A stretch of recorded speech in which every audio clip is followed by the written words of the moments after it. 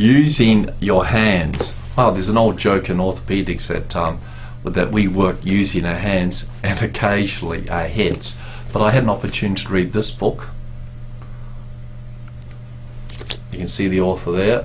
A very clever young American writer. He's a PhD, and I say that he's got a PhD in political philosophy from University of Chicago, great university, and he's also working in a motorcycle repair shop. Now, what this guy is advocating is basically the division between white-collar workers and blue-collar workers, and saying that the white-collar workers in America and around the world have pretty much been channeled after their college training into meaningless office jobs, working in cubicles, and most of their work is going to be offloaded or sourced out overseas, so they're going to be pretty much out of a job.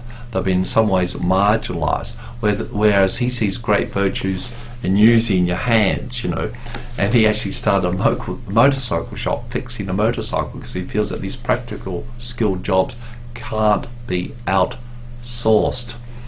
Well, you know, I suppose we're lucky having a medical degree and certainly being a surgeon is that we use our hands to do a job, you know, and even as a doctor, a non-surgical doctor, you know, there's a lot of practical skills. I can think of at least 20, you know, putting IVs, catheters in, doing CPR, suturing, that you need to have practical skills as a doctor. So we're lucky that we do have practical skills to use as part of our great intellectual endeavours, well, our knowledge base, our scientific training that we need to have to treat patients. Now, when it gets back to the great majority of people talking about, you know, getting back to using their hands, practical skills, I actually disagree with what this guy says. My father's a farmer. It's a combination of white collar, blue collar worker, I suppose. You have to have management skills plus you do all the work.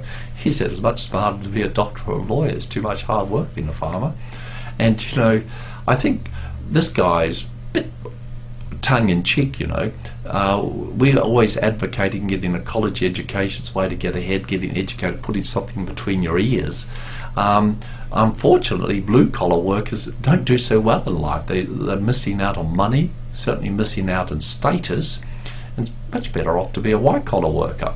Now, if in fact you are a white-collar worker, then I suppose you should develop some hobbies or interests where you do actually use your hand. You get around the problem presented by this chap. You know, in Australia, one of our great problems is that people are too content to do mining, tradesman jobs because you earn big money and not get educated, whereas our country is desperate for educated people. That is scientists, engineers, doctors, people experts in hydrology, water. We desperately need them. There's been too much of this complacency about just using your hands, not bothering to get formal education.